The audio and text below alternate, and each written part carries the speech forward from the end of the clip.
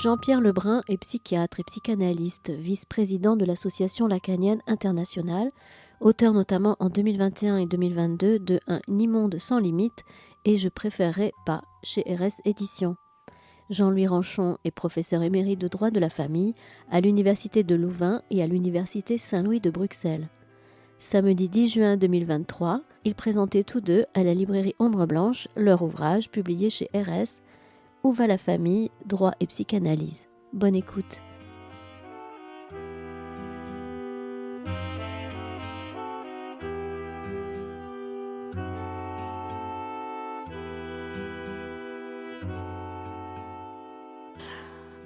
Bonjour à toutes et à tous. Les éditions RS m'ont fait l'honneur de me demander de présenter nos deux intervenants, qui eux-mêmes d'ailleurs parleront d'eux-mêmes. Donc je me présente moi-même rapidement. Je suis Pierrette Offière, je suis avocate honoraire, je suis, en même temps, depuis 1989, médiatrice familiale, et d'ailleurs toujours aux éditions RS, j'ai eu le plaisir d'écrire le guide de la médiation familiale.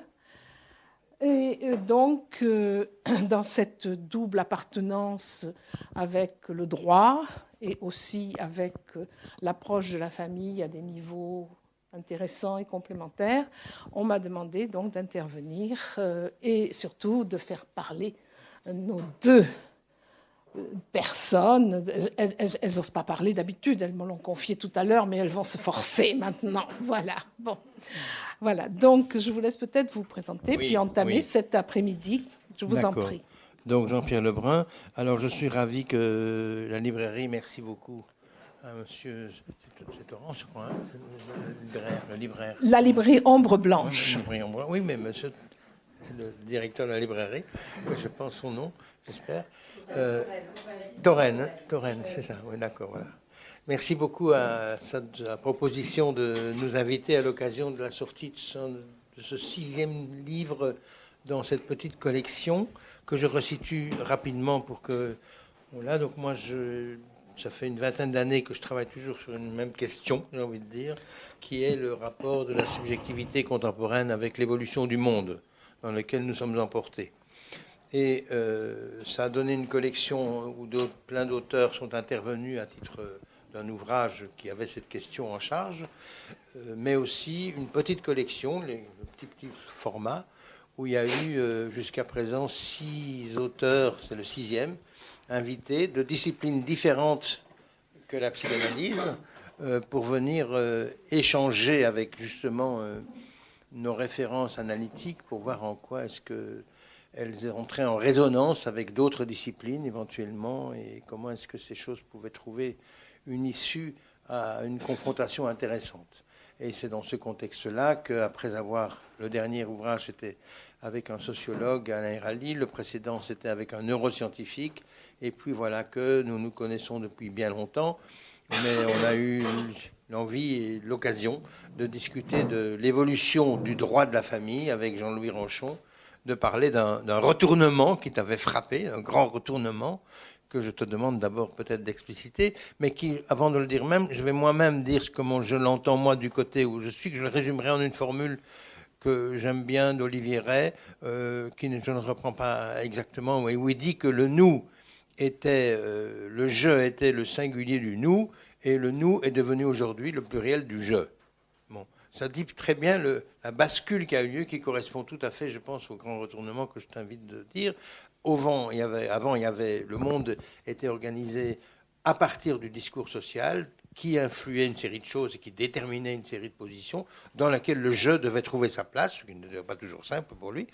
Et ensuite, nous avons basculé tout à coup de manière insidieuse. C'est une révolution qui n'a pas été comme celle de 1917 sue de tout le monde, mais il y a une bascule qui a opéré et qui a fait que désormais c'est davantage le je qui est au centre au départ, et le nous est obligé de s'organiser, de se faire en fonction de tous les jeux qui sont là. Ce qui pose tout de suite une question que nous avons mis en exergue de notre petit livret, puisqu'on a cité cette phrase de Freud que moi je trouve tout à fait impressionnante et qui est dans Malaise dans la civilisation, dans lesquelles il dit « Une bonne partie des luttes de l'humanité se concentre autour d'une unique tâche ».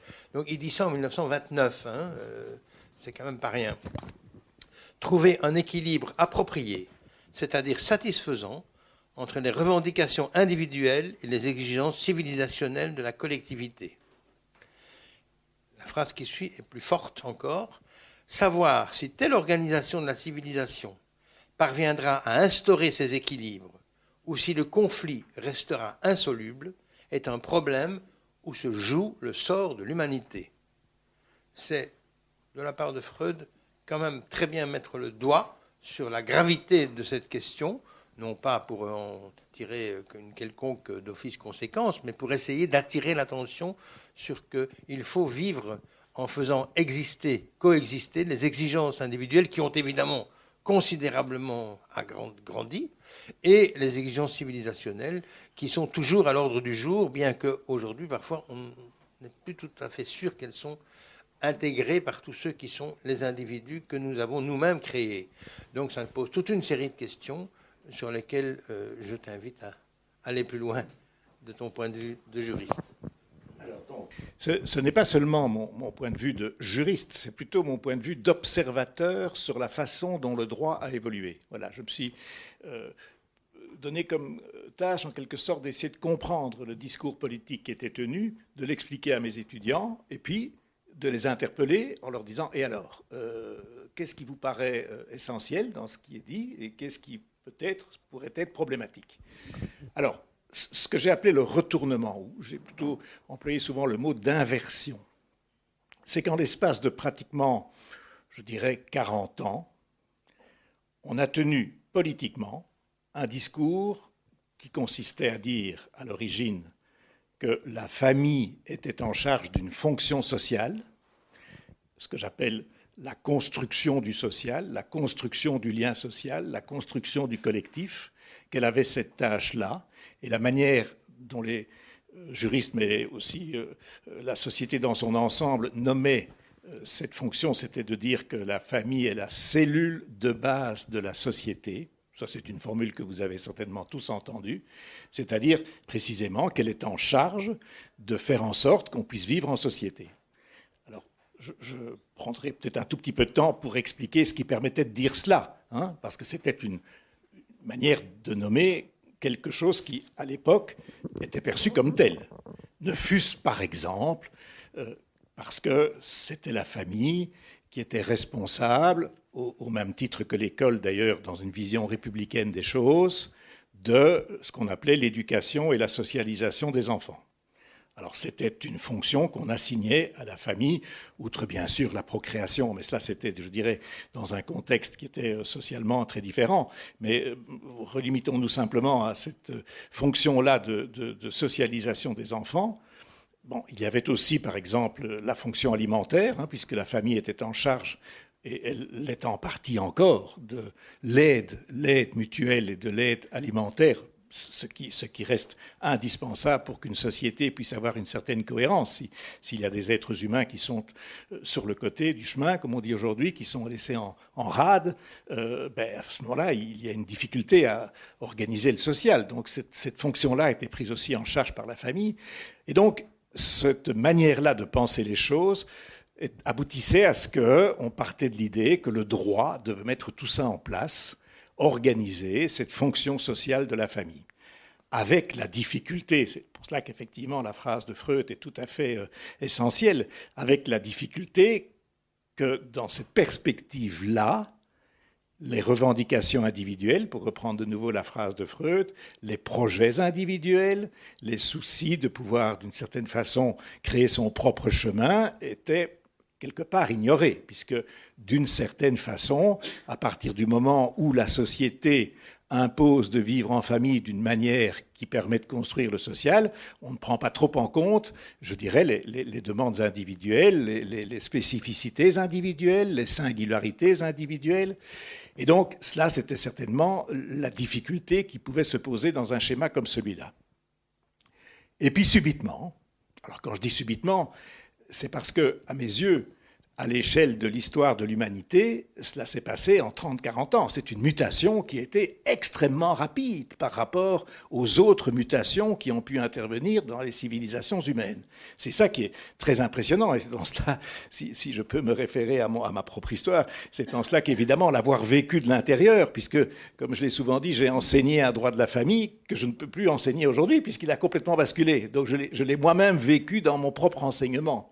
N'est-ce pas ? Et puis subitement, d'une certaine façon, les hommes politiques, les femmes politiques, mais cela étant, c'est un discours social qui s'est généralisé, dont les médias ont aussi été en partie responsables, on est venu nous dire, on s'est trompé. On s'est trompé, la famille n'a pas à devoir, n'est-ce pas, construire du social. On a peut-être à construire du social, mais en tout cas, ce n'est pas une responsabilité qui doit peser sur la famille. La famille, elle est au contraire en charge de faire en sorte que chacun puisse se sentir bien. Alors là, ça renvoie précisément à ce qui est devenu, d'une certaine façon, le maître mot de nos vies d'aujourd'hui, n'est-ce pas ? C'est se construire soi-même. Se construire soi-même. C'est comme si la responsabilité qu'on nous donnait ou qu'on nous inculquait maintenant et qu'on enseigne à nos enfants dès l'école, c'est de se construire soi-même, de trouver son propre chemin, de se réaliser soi-même. Ce que la Cour européenne des droits de l'homme, donc c'est devenu un discours juridique, ce que la Cour européenne des droits de l'homme a appelé le développement personnel. Mais le développement personnel, c'est un terme que vous retrouvez évidemment dans je ne sais combien de, n'est-ce pas, médias, littérature. Bon, le développement personnel, et même la Cour européenne des droits de l'homme est allée plus loin, puisqu'elle a parlé de l'épanouissement personnel. Eh bien, d'une certaine façon, ce serait cela qui est devenu le mot d'ordre de nos sociétés occidentales. Je parle bien des sociétés occidentales, parce qu'on parle évidemment à l'espace de l'humanité d'un territoire assez localisé. Ça ne correspond pas encore, n'est-ce pas, à ce qui est la manière de vivre dans des tas d'autres coins de la planète. Et donc, à partir de ce moment-là, cette bascule s'est faite petit à petit, mais quand même très très rapidement. À partir de ce moment-là, on a considéré que le droit de la famille avait pour objectif de mettre en place ce qui permettait à chacun de créer sa propre trajectoire personnelle, de vivre en fonction de ses affinités, de ses projets, de ses souhaits, de ses désirs. Alors bon, là je laisserai le psychanalyste parler de la différence entre les désirs, les besoins, parce que ça c'est évidemment là que notre, je dirais, dialogue était intéressant, puisque nous parlions à partir de deux cheminements différents sur le plan intellectuel. Et donc à partir de ce moment-là, eh bien c'est cela qui est devenu en quelque sorte le mot d'ordre de toutes nos lois nouvelles. Alors je pourrais vous donner, n'est-ce pas, des tas d'exemples, mais le premier exemple que je vais prendre, parce que je crois qu'il est assez significatif, c'est le mariage. Le mariage, dans la manière dont il était organisé par le droit, et ce qui est intéressant, vraiment, c'est ce que j'expliquais à mes étudiants, c'est qu'on en a encore des vestiges, c'est qu'on en a encore des traces dans notre législation. Mais le mariage, si on se rapporte à ce qu'était un mariage il y a encore 40 ou 50 ans, le mariage, c'était un engagement, non pas à l'égard de son conjoint, c'était un engagement à l'égard de la société et un engagement à l'égard des deux familles respectives des époux. On prenait l'engagement de fonder une famille et précisément de, respecter tout ce qu'implique le projet de fonder une famille, c'est-à-dire d'avoir des enfants et de socialiser des enfants. Et on prenait cet engagement à l'égard de la société. C'est parce qu'on le prenait à l'égard de la société que cela célébrait, qu'on célébrait le mariage à la mairie, n'est-ce pas ?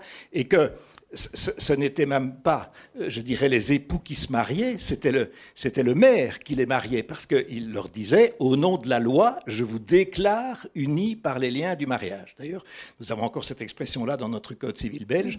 Donc, cela montrait parfaitement bien ce que cela voulait dire, ce qu'avec le recul aujourd'hui, on appelle une emprise du collectif sur ce qui était, non pas tellement, je dirais, uniquement et principalement un choix intime et personnel, mais qui était un engagement pris à l'égard de la société. Et puis, alors ça j'explique dans l'ouvrage, comment en 30-40 ans, n'est-ce pas, on est venu nous expliquer, mais non, pas du tout, il n'y a rien dans le mariage de collectif, c'est une pure affaire privée. C'est une pure affaire privée. C'est un choix intime des conjoints qu'ils font ou qu'ils ne le font pas. Et d'ailleurs, ce sont d'une certaine façon les citoyens eux-mêmes qui ont commencé par revendiquer cela en disant ne nous imposez pas d'en passer par l'institution du mariage. Si nous voulons ne pas nous marier, cela fait partie de notre vie privée, de nos choix. Et donc, on n'a plus à imposer le mariage, n'est-ce pas, d'une manière générale, à tous. D'une certaine façon, de manière un petit peu, comment dirais-je, amusante, j'appelais ce mariage-là, à l'époque, le mariage pour tous. Parce que c'était vraiment le mariage par lequel tous devaient en passer, sans qu'il n'y ait de possibilité, n'est-ce pas, de ne pas entrer dans cette institution. Vous n'êtes pas d'accord Pardon Ah oui, non, je vous voyais tout opiner. Voilà. Et donc, alors maintenant, le mariage, au contraire, c'est un choix qu'on fait ou qu'on ne fait pas, n'est-ce pas, et qui est destiné à répondre à des finalités personnelles, c'est-à-dire est-ce qu'on va y trouver ou non. D'ailleurs, c'est très intéressant de voir comment les jeunes aujourd'hui parlent du mariage. Ils parlent de trouver la bonne personne. Hein. Donc, ce sera la question de savoir si je vais entrer en relation avec quelqu'un qui, d'une certaine façon, vous voyez le passage, hein, qui me conviendra. C'est très significatif la façon dont les jeunes parlent de cela. Alors, bon, j'ai pris cet exemple-là dans le livret, je peux en prendre des tas d'autres. Alors, je terminerai en disant, et puis je redonne la parole à Jean-Pierre, que dans ma perception des choses, ce qui s'est passé là avec la famille n'est pas très différent de ce qui s'est passé dans des tas d'autres champs de la vie sociale, et particulièrement, notamment, sur le plan économique.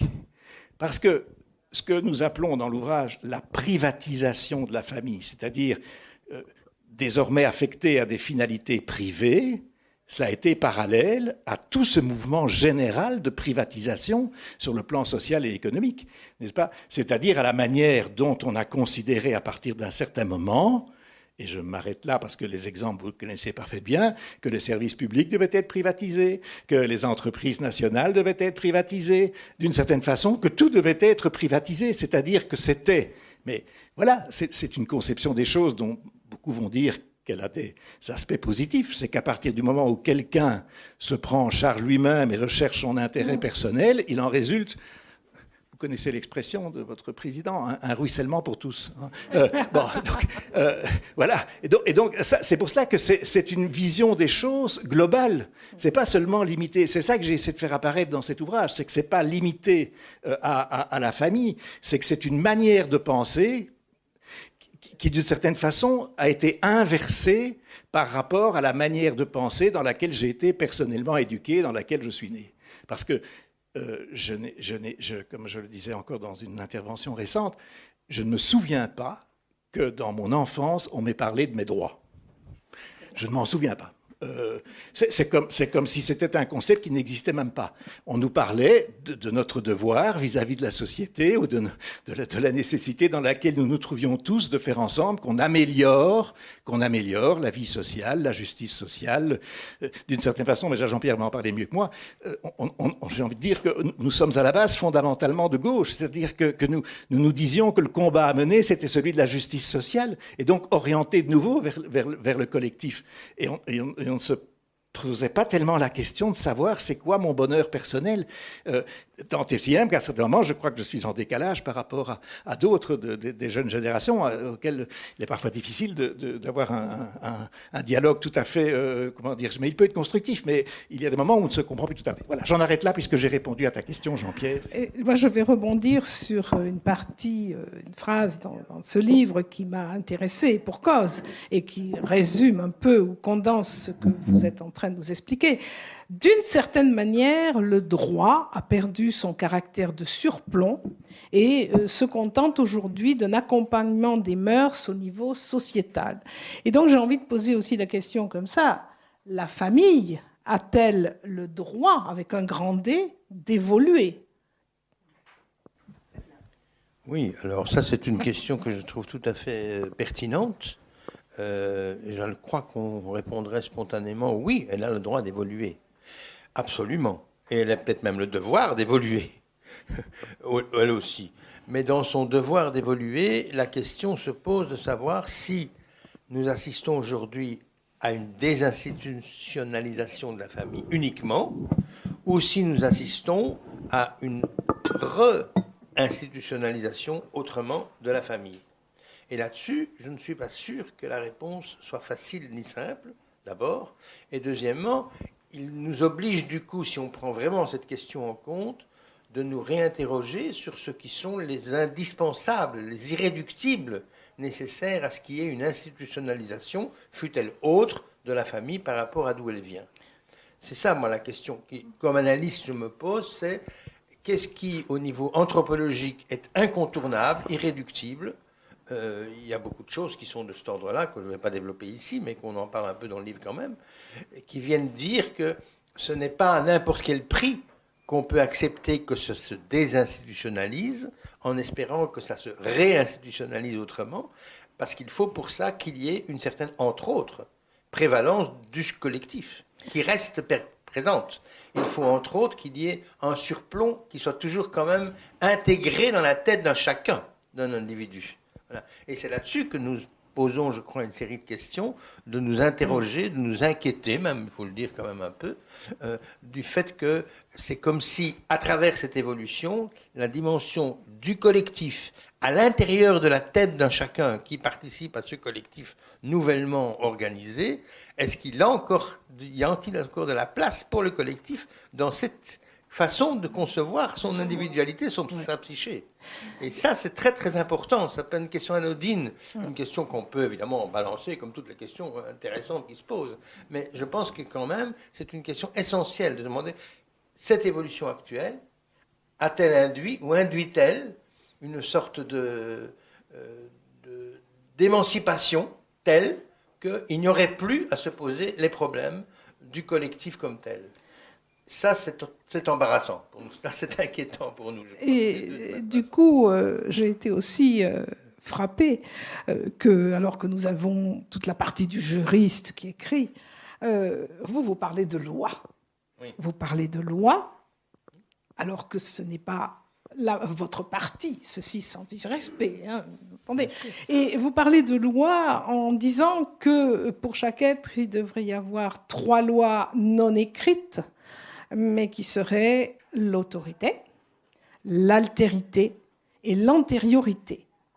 Alors, je ne sais pas si dans l'écriture que vous en avez faite, il y a une place plus importante pour le numéro 1, l'autorité, le numéro 2, l'altérité, l'autre, l'antériorité, ou si c'est simplement dans cet ordre-là que ça a été écrit sans qu'il y ait une idée préconçue dans l'ordre. Mais il n'empêche que la combinaison de ces 3 aspects, autorité, altérité et antériorité, renvoie également à ce que vous exposez très bien dans ce livre, tous les deux, la notion de la limite, quelque part, la limite. Et la limite, je dirais, moi je me suis posé la question, a-t-elle encore un sens et est-ce encore une valeur? L'altérité renvoie bien sûr à ces 2 notions que vous avez évoquées, que vous allez évoquer aussi, de la responsabilité et du respect. Hein. Et l'antériorité, ça m'a intéressée, parce que l'antériorité, je ne la vois pas comme quelque chose qui a existé avant et qui n'est plus là maintenant, comme vous venez de nous expliquer un peu l'évolution de certaines parties du droit, n'est-ce pas? Mais comme un référentiel, c'est ce que vous dites aussi, pour conserver, je ne sais pas si on peut dire des racines, mais conserver des repères dont on peut voir avec l'évolution aujourd'hui s'ils ont toujours justement un sens, une valeur, et s'ils peuvent aider à amener à d'autres sortes de limites qui ne soient pas vécues comme des pressions ou des oppressions, mais comme des garanties pour avancer. Oui, mais c'est moi qui peux répondre. Je pense que vous posez une question tout à fait pertinente à plein d'égards, que je résumerai moi comme suit. D'ailleurs, je m'amuse toujours parce que quand on rappelle mon premier livre qui a abordé ces questions, Un monde sans limite, on a l'habitude de mettre un S à limite. Or, moi, je n'ai pas mis de S. Non, moi non plus. J'ai mis la limite. Je n'ai pas mis de S. Ce n'est pas une question qu'il faut des limites, c'est qu'il faut le concept même de limite. Il est inhérent à la condition humaine, ce concept-là.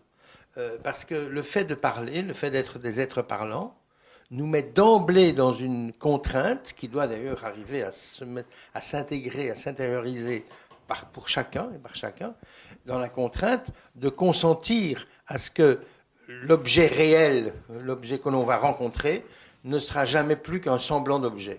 C'est-à-dire qu'il va être frappé d'une sorte de deuil, de perte inéluctable. Il n'y a personne ici dans l'Assemblée qui va penser ou va me dire que moi je veux tel objet et quand j'aurai celui-là, je serai entièrement satisfait, c'est réglé. Non, ce n'est pas comme ça que nous fonctionnons. L'être humain a perdu cette notion d'instinct qui caractérise l'animal et il est pris dans un jeu de paroles, de ce que ça signifie, avec d'énormes avantages, dont le fait d'être ici pour le moment. Si on ne parlait pas, on ne serait pas là.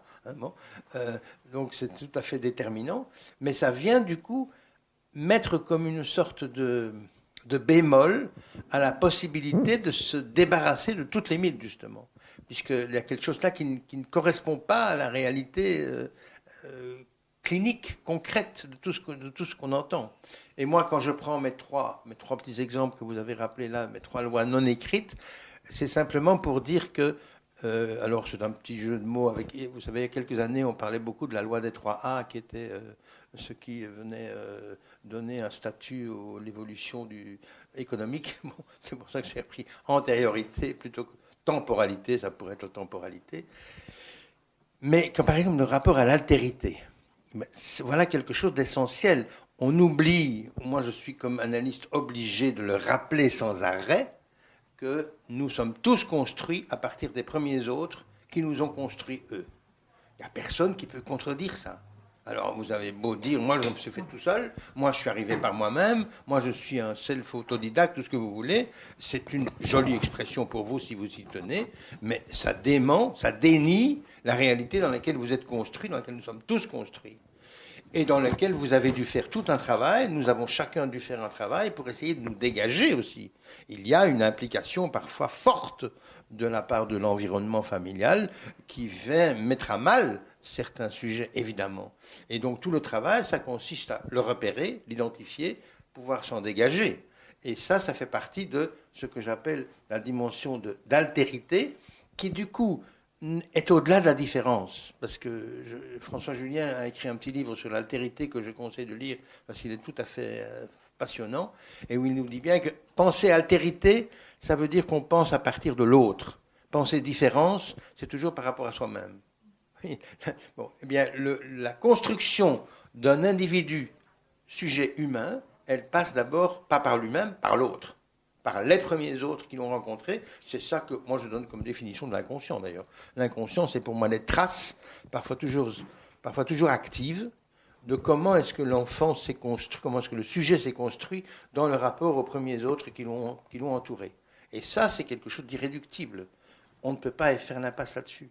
Ça fait limite, du coup, on voit bien. Et vous pouvez dire la même chose pour la question de l'autorité, parce qu'on voit bien aujourd'hui que le vœu extrêmement horizontal que nous avons de fonctionner tous dans nos capacités de pouvoir participer à une sorte d'égalité généralisée qui actuellement est très survalorisée, ne vient pas, elle a la tendance de faire rendre insupportable toute position un peu d'exception, un peu qui sort du cadre, un peu qui vient dire, ça vaut pour le directeur, ça vaut pour l'instituteur, ça vaut pour tous les niveaux, elle rend ça presque insupportable. Mais attention, si vous n'arrivez plus à tolérer la place de l'exception, vous allez vous condamner à devoir vous interdire de parler de votre propre chef. Parce que si vous parlez de votre propre chef, c'est une place d'exception que vous occupez. Puisqu'il n'y a personne qui vient dire à l'avant vous ce que vous avez dit. Mais vous le dites, vous le soutenez. Donc c'est quelque chose d'absolument important. L'autorité aujourd'hui, je pense que contrairement à ce qui circule aussi beaucoup, elle est toujours porteuse d'inégalités insupportables, etc. Non, elle est constitutive et elle est même ce qui permet d'échapper à l'abus de pouvoir, paradoxalement. Une autorité bien comprise, évidemment, pas un autoritarisme. Et nous sommes, par exemple, là, nous nous sommes dégagés d'une éducation autoritaire. C'était du temps de Freud, c'était l'éducation autoritaire, 1900. C'est fini, c'est terminé. Plus personne n'adhère à ça. Mais attention, passer au modèle d'éducation qui serait sans limite, qui serait on ne peut plus venir dire non quelque part parce que c'est traumatiser celui à qui on adresse ce non, ça c'est une aberration. Ça me semble être une aberration. Or, c'est fort présent dans le discours social aujourd'hui de ne plus pouvoir venir dire non, parce que dire non, ce serait s'opposer au développement de la singularité de quelqu'un. et je ne vais pas développer plus loin pour l'antériorité, mais ça renvoie quand même à la généalogie, effectivement, à l'histoire familiale d'un chacun, qui est tout à fait à prendre en compte.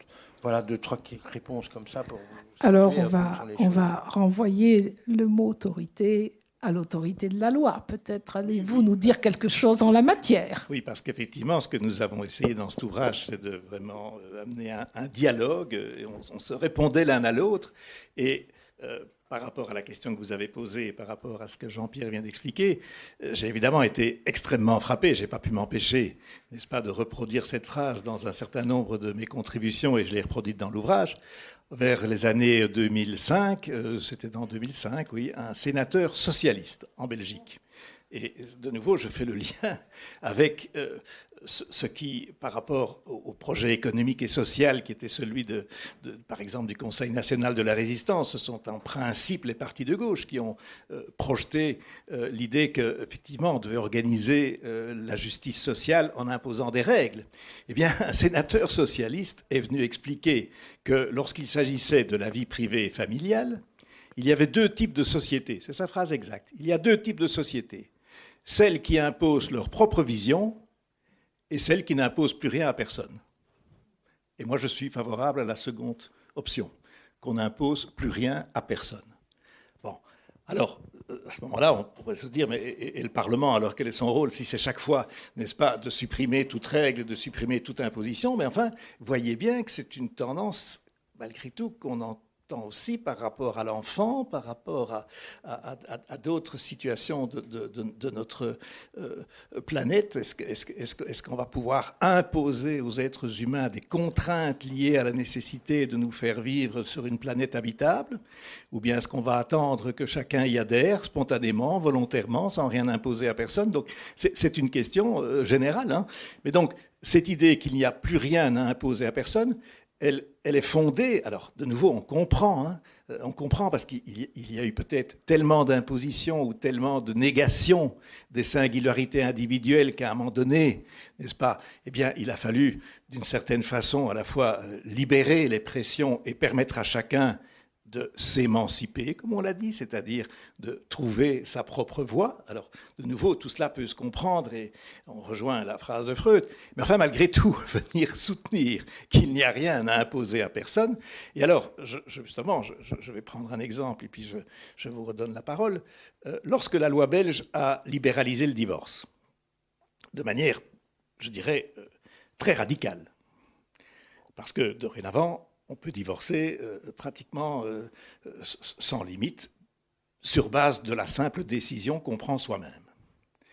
Lorsque la loi belge a libéralisé le divorce, la ministre de la Justice qui portait ce projet a défini le mariage comme étant devenu un pacte au jour le jour. Alors je m'amuse un petit peu avec mes étudiants en leur disant il y a quelque chose de romantique dans tout cela. Effectivement, chaque matin, je me lève et je dis à ma femme, est-ce que nous nous aimons toujours bien, ou est-ce qu'on dénoue le pacte? Bon, mais alors, ce qu'elle voulait dire, c'était une ministre au surplus pour laquelle j'ai du respect, d'autant plus qu'elle portait en quelque sorte la voix de beaucoup de femmes, c'était d'inscrire dans notre société l'idée selon laquelle eh bien, on doit pouvoir effectivement se dégager d'un mariage, parce que le discours mâle qui consiste à dire que tu ne me quitteras pas, c'était effectivement insupportable, qu'une femme n'a pas le droit de quitter son mari, ça existe encore, ça a longtemps. Bon, mais alors, voilà, d'une certaine façon, on est passé dans l'extrême inverse, et ça rejoint la notion d'altérité. C'est que, oui, bien sûr, on peut inscrire dans la loi que désormais, chacun a le droit indéfectible de divorcer, de dire à l'autre, le lendemain ou le matin même, je te quitte. Bon, je crois qu'effectivement, on peut considérer qu'il y a là un droit. Mais, comment est-ce possible qu'on ait pu, à ce moment-là, considérer que c'est ce droit-là qui allait l'emporter sur toutes autres considérations?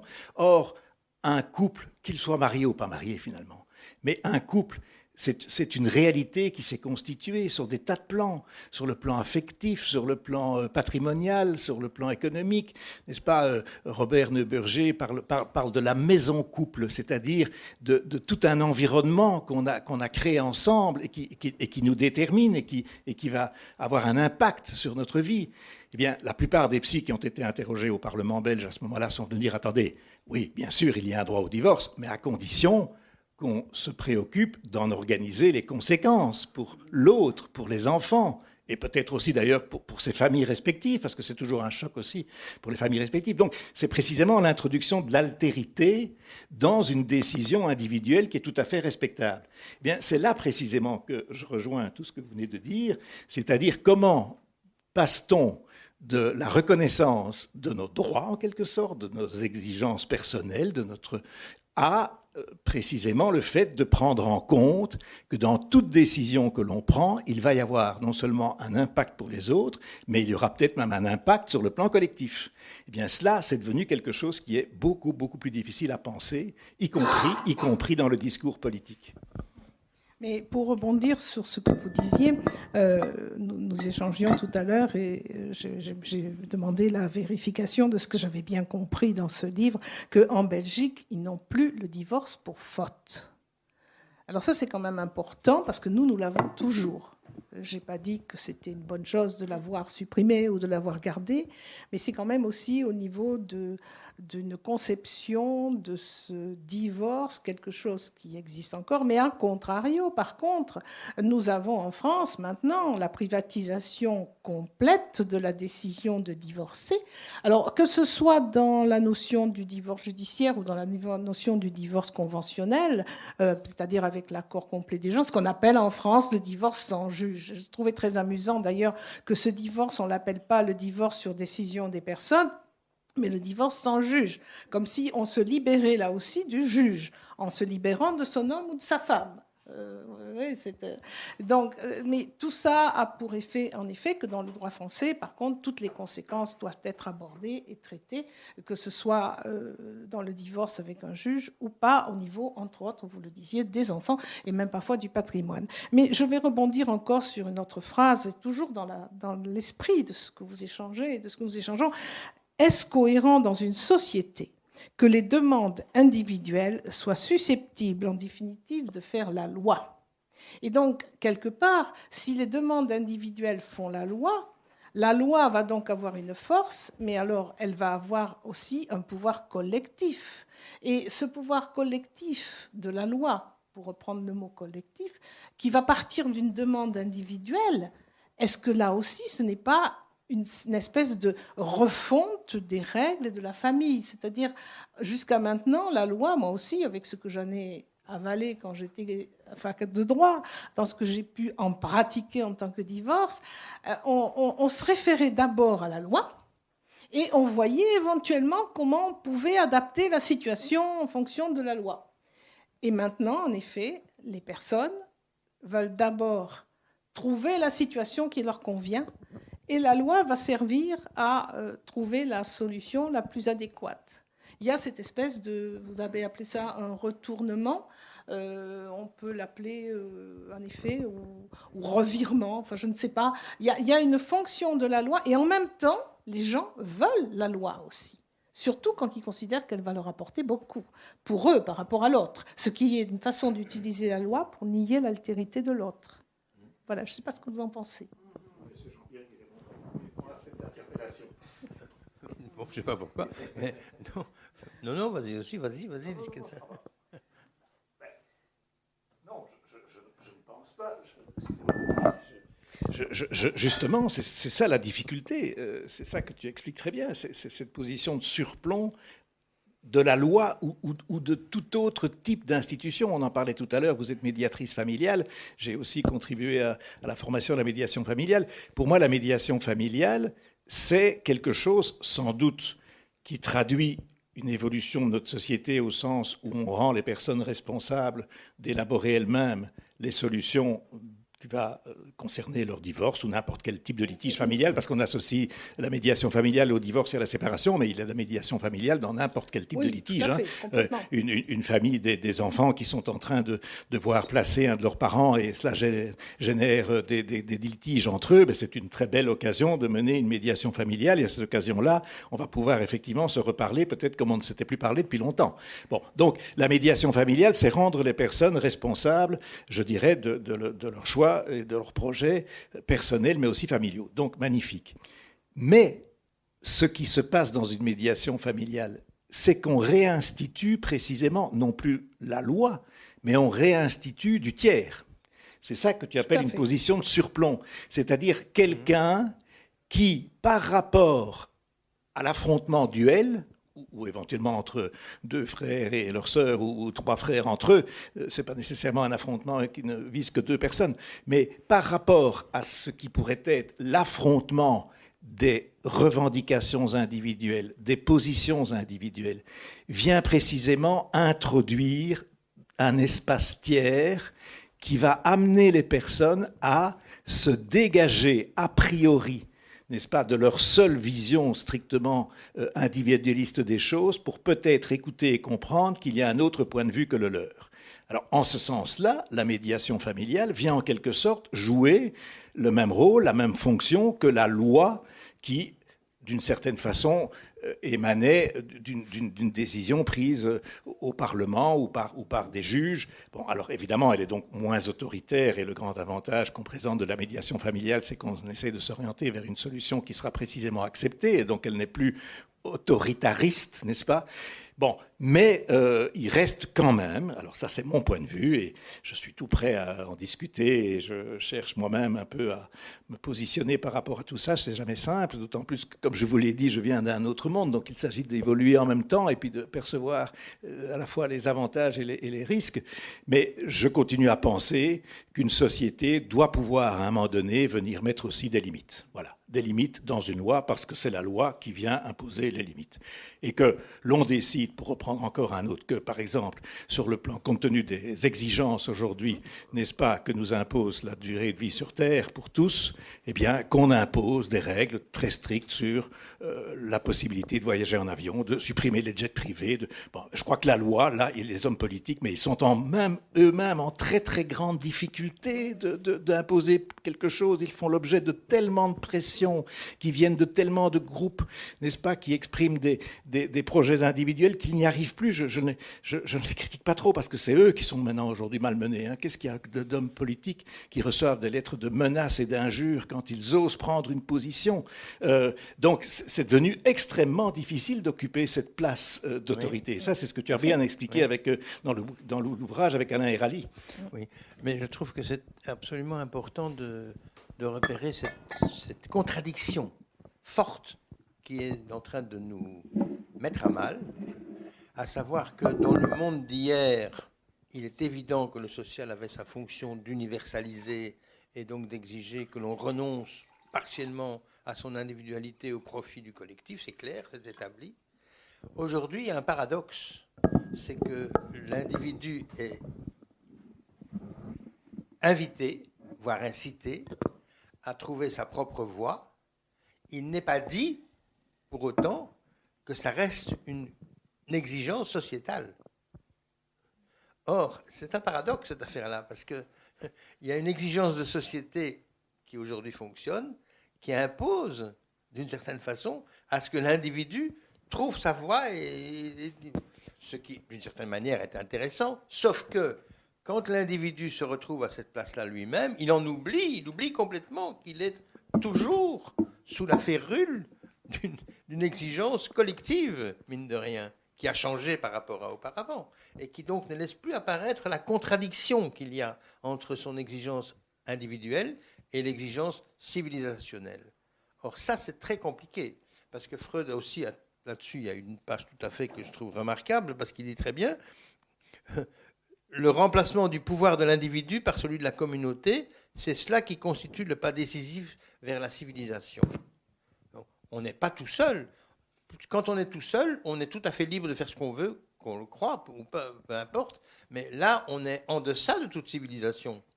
Quand on se met à collectivement devoir fonctionner ensemble, il y a toute une série de choses qu'il faut acquiescer, accepter, endosser, qui est tout le travail en général amené par l'éducation, c'est là qu'il amène, à rendre ça possible pour un sujet.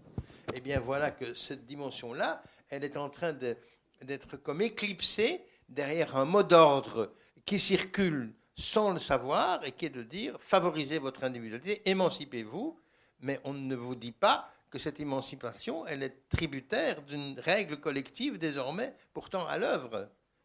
Et donc, elle vous laisse croire que du coup, l'émancipation est parfaite, allez-y, affranchissez-vous de tout et c'est possible. Or, c'est une impasse, c'est ça qui est une impasse. Et malheureusement, en plus, lorsqu'un individu souhaite faire avancer sa propre perception, Freud le reprend aussi très bien, on ne sait pas tout d'emblée si c'est au service de son narcissisme ou si c'est vraiment au service du collectif. Ce n'est pas du tout certain que ça ne va pas être simplement au service de sa propre valorisation de lui-même, etc. Ça prend du temps pour savoir si ce que tel a voulu, finalement, il le voulait pour l'ensemble du collectif, pour une amélioration, ou bien s'il, par là, il survalorisait sa propre perception des choses. Eh bien, tout ça, c'est à l'œuvre aujourd'hui de manière très fine, très profonde, et met en difficulté, je trouve, le fait de ce que le droit, on se demande, mais qu'est-ce qu'il fait ? Il y a le chapitre que nous avons appelé « Progrès ou démission du droit ». Parce que quelle est la fonction du droit là-dedans ? Est-ce qu'elle est de suivre les mœurs, comme on dit ? Certainement que c'est juste, qu'il faut qu'il suive les mœurs. Il ne faut pas qu'il reste rigide dans sa position. Mais néanmoins, il a quand même une position de recul à garder, qui est pour moi une position anthropologique forte du droit. Est-ce qu'il doit garder cette position de recul ? Et si on est d'accord pour dire qu'il doit garder cette position de recul, encore faut-il que ceux qui l'appliquent aient les moyens de pouvoir le faire. Ce qui n'est pas garanti d'emblée, dans la mesure où on est dans un contexte où tout qui occupe une position de surplomb va être immédiatement mis à mal. Donc, voilà, ces questions-là qui sont des questions, je trouve, très fines, très, très, très importantes aujourd'hui, qu'on a l'air de ne pas prendre en compte pour pouvoir trouver une issue qui, quand même, va bientôt, de près ou de loin, s'imposer. Mais c'est ce que vous avez évoqué aussi, je crois que c'est dans une note qui a été faite par vous-même par rapport à la Cour européenne des droits de l'homme, la notion de droit à, oui, qu'on peut mettre en corollaire ou en face de la notion de droit de. J'ai le droit de faire quelque chose parce qu'il y a un texte qui me l'autorise, mais est-ce que j'ai droit à obtenir la chose que le texte ne me permet pas forcément immédiatement ? C'est-à-dire, j'ai beaucoup aimé aussi ce que vous avez écrit donc, dans ce livre sur l'individu, donc sa reconnaissance de son seul moi-même, que vous avez écrit moi-même, M-E-M-E, et entre parenthèses, moi-même du verbe aimer. Et voilà. Et on peut se demander aussi si justement ce moi-même, s'il va jusqu'au bout d'une première perception qu'on pourrait qualifier égoïste ou égocentrique, va finir parce que l'individu va finir par s'aimer vraiment aussi.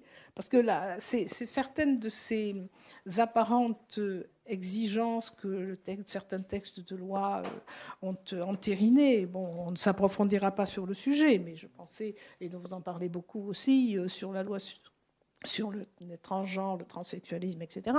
Est-ce qu'à un moment donné, ce désir de vouloir va être comblé par le droit, et en admettant qu'il le soit, par le droit et la société, je monte d'un cran, et en admettant qu'il le soit, est-ce que ça va vraiment être satisfaisant ou déstructurant ? Vous savez, vous avez prononcé des mots qui déjà demanderaient toute une explicitation. Désir, envie, vouloir. Bon, c'est pas du tout la même chose. Le vœu de quelqu'un, l'envie de quelqu'un, ça n'a rien à voir avec la question de son désir. Le désir inconscient, c'est quelque chose qui nous dépasse, qui est, je ne vais pas développer ici, peu importe, mais en tout cas, on a l'impression aujourd'hui qu'il y a une confusion entre tous ces termes. Si quelqu'un a envie de quelque chose, ça peut devenir sa volonté, et on va le faire passer pour être de l'ordre d'un désir. Mais ce n'est pas du tout un désir, ça. C'est une envie, peut-être qu'il a, peu importe, et elle peut être légitime d'ailleurs, la question n'est pas là. Mais de nouveau, la question est comment va répondre le collectif à ça ? Il répond par le droit, justement. Mais est-ce que le droit garde cette fonction anthropologique, pour moi, forte, de venir permettre à identifier qu'il y a des désirs qui ne sont pas la même chose que l'envie, et que l'envie n'est pas le désir. Enfin, vous voyez, donc on rejoint là des questions à la fois d'anthropologie du droit, mais des questions aussi pour moi psychanalyste. On me dit, mais attendez, on avait fait un progrès là, tout à coup, de se rendre compte que le moi, c'était pas le sujet, c'était pas ça. Eh bien, voilà que tout désormais, on est en train de nous dire que le moi, c'est ça qui compte, c'est ça qui importe, c'est ça qui est déterminant. Mais c'est d'un simplisme mortifère. Hein. parce qu'il risque surtout d'amener à ce qu'on soit en grande difficulté avec ce type de conception. Et pourtant, dans certains textes, en particulier la loi sur l'autorité parentale qui est sortie en France en 2002, on a introduit 2 notions qui ne sont pas des notions juridiques. La première notion qui a été que, je résume l'esprit du texte, qu'on va se concerter avec l'enfant quand on a des décisions qui vont être prises et qui vont le concerner, tout en considérant quand même que c'est des parents qui prennent la décision in fine. Et puis, on a introduit aussi, quand les parents se séparent, cette notion du respect de l'autre parent, de l'autre père ou de l'autre mère, enfin de l'autre parent au sens large du mot parent, et avec la possibilité pour le juge de sanctionner celui qui ne respecterait pas l'autre. Or, on voit que la loi, et ça c'est vrai que c'est quelque chose qui n'existait pas avant, en tout cas sur le droit de la famille, a pris en considération des notions psychologiques qui apparemment ne rentrent pas dans les textes de loi. Un texte de loi, c'est pas psychologique. A priori, ça peut avoir des effets psychologiques, mais c'est pas psychologique au départ. Donc il y a quand même aussi, là, vous parliez de confusion. Je ne dirais pas qu'il y a une confusion dans ces notions-là, mais il y a des orientations du regard du droit qui, en effet, même au travers des fonctionnements dans la famille, vont tenir compte, ou voudraient que les gens tiennent compte de ces notions-là. L'altérité, le dialogue, le respect. Ça, c'est quand même positif. Ah bah oui. Ah oui. Non, mais attendez, je m'excuse. Oui, vas-y.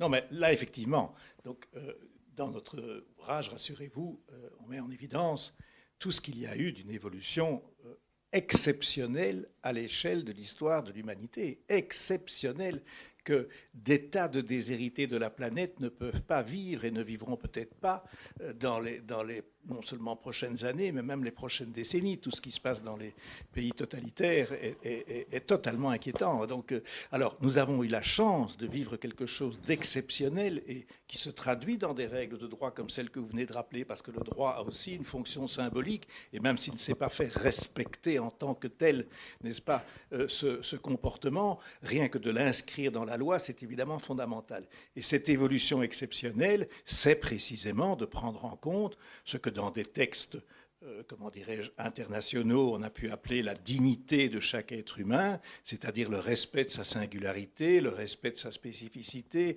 et tout l'environnement que le monde psychosocial est parvenu à créer en mettant en place des consultations qui tendent à respecter la personne et à essayer de prendre en compte son cheminement personnel. Enfin, tout cela est exceptionnel à l'échelle de l'histoire de l'humanité. Donc notre démocratie occidentale est d'une certaine façon le ferment de choses magnifiques.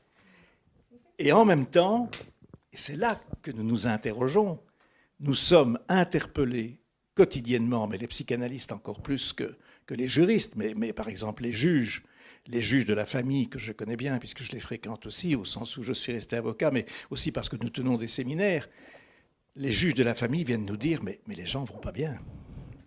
Les gens ne vont pas bien. » Et le monde psychosocial nous alerte en disant « mais on ne sait plus faire face à toutes ces demandes de personnes qui ne s'en sortent plus. » Et je lisais encore dans le dernier journal belge que j'ai lu avant de partir, les pédopsychiatres viennent expliquer qu'ils ont énormément de jeunes filles en grande difficulté et qui emploient presque systématiquement le même mot « je ne trouve pas ma place, je ne trouve pas ma place ». Bon, alors, donc tout cela c'est interpellant et c'est précisément cela que nous interrogeons. Quel est le moment à partir duquel nous avons peut-être basculé dans une manière de penser et de vivre qui nous a fait oublier précisément qu'il y a à créer du commun, à créer pour chacun, et que c'est une responsabilité collective de donner à chacun sa place. Là, évidemment, c'était le grand avantage du système familial tel qu'il existait il y a 50 ans, c'est qu'on recevait d'emblée une place.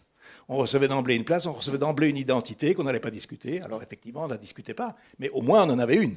Et d'une certaine façon, on allait vivre avec cela. Bon, à partir du moment où on est venu dire mais non, parce que donner une place, c'est autoritaire, c'est une imposition, précisément. On vous l'a imposé. On va pas discuter de ça non plus ici, mais à propos du sexe, on dit aujourd'hui, ça vous a été assigné, comme si c'était quelque chose qui vous était, que la société avait imaginé pour vous affubler de quelque chose que vous n'avez pas pu créer vous-même. Bon, donc, alors, il y avait là quelque chose qui rassurait. Or, effectivement, créer un monde dans lequel il n'y aurait plus de repères, dans lesquels il n'y aurait plus de choses que l'on essaye de créer ensemble et de dire pour tous.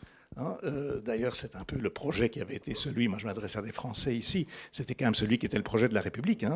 Quand on parle de valeurs républicaines, ça renvoie quand même à ce qu'on a essayé de créer comme espace collectif. Bon, eh bien, il y a là quelque chose qui serait renvoyé à chaque individu à titre personnel comme une injonction de la société et qui mettrait énormément de personnes en difficulté. Et alors on essaye d'y pallier par des institutions, par toute l'aide psychosociale qui est évidemment en même temps formidable, mais les personnes sont débordées elles-mêmes et le nombre de burn-out dans la magistrature, le nombre de burn-out dans le monde des hôpitaux, le nombre de burn-out, ce sont des personnes qui généralement viennent dire « j'y arrive plus, je suis dépassé ». Alors, bon, donc voilà, il y a là vraiment une question sociétale, c'est cette question-là que nous interrogerons dans notre ouvrage. Ça touche d'ailleurs tout à fait quelque chose sur lequel il faudrait quand même qu'on regarde de plus près, c'est tout l'éducationnel aujourd'hui, qui est en grande difficulté. Toute l'éducation est en difficulté. Pas parce que les parents sont des mauvais parents ou des démissionnaires, moi je ne pense pas ça du tout. Je pense que simplement parce que c'est très difficile dans le monde actuel de soutenir, de prendre une position différente, de place différente. Ce n'est pas du tout... Il n'y a plus de quoi ? De dire non, par exemple. C'est très difficile, à tel point que moi, ma thèse que je soutiens pour le moment, c'est que nous sommes la première société au monde qui est en train de ne plus demander à ses enfants de grandir. Dans leur tête, je veux dire. Bon, ça n'est jamais arrivé. Parce qu'il faut se rendre compte que ce que tu révoques de la place que tu reçois dans le modèle ancien, aujourd'hui, c'est très bien de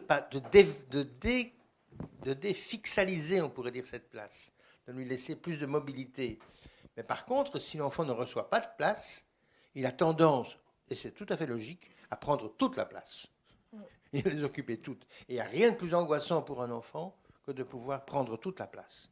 Tous les pédopsychiatres actuellement ont affaire à ce type de consultation où les parents viennent chercher comment est-ce qu'on fait, parce qu'il a l'impression que c'est lui qui occupe tout le terrain, qui occupe toute la place, et il n'est plus limité par ses instances parentales habituelles, et donc du coup, parce qu'elles-mêmes se sentent délégitimées par le discours sociétal ambiant, et donc du coup, il n'y a plus moyen d'arriver à tenir une position relativement correcte, qui ne demande pas une position d'être autoritaire, ce n'est pas du tout la question, mais simplement de pouvoir recadrer.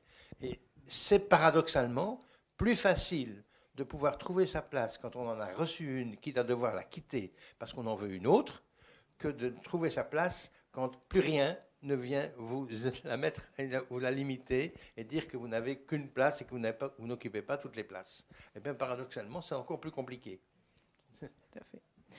Alors avant de donner la parole à la salle, j'avais envie de revenir sur les questions que vous allez nous échanger.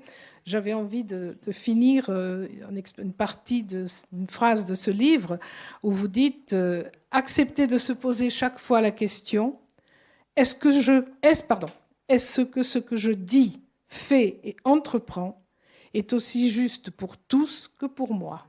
Et je trouve que cette question, si on se la posait un petit peu tous les jours, ça ferait du bien à nous et aux autres.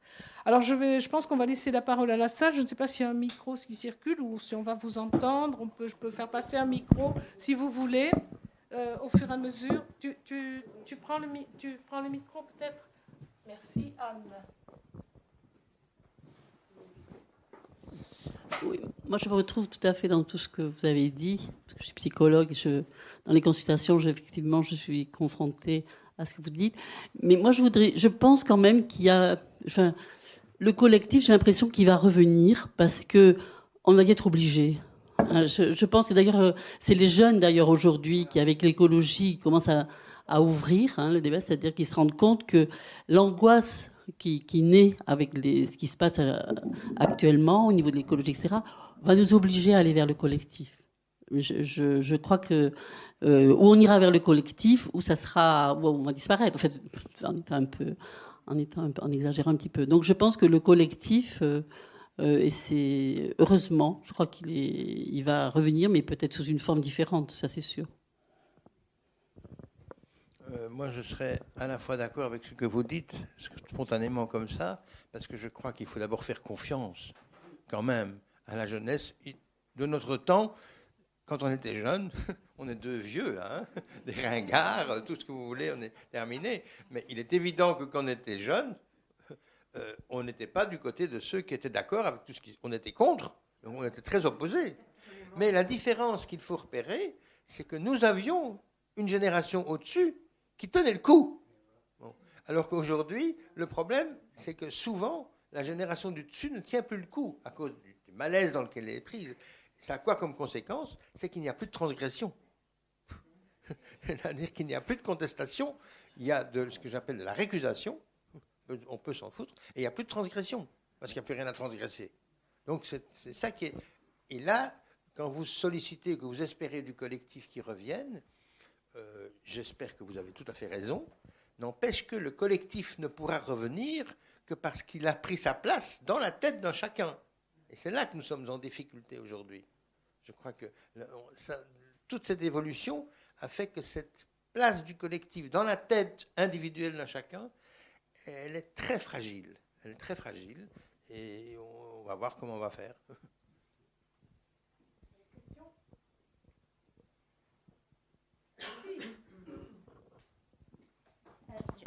Par rapport à une question que je vais vous poser, ce qui est nouveau, je pense, aujourd'hui, c'est que l'opinion l'emporte sur le droit.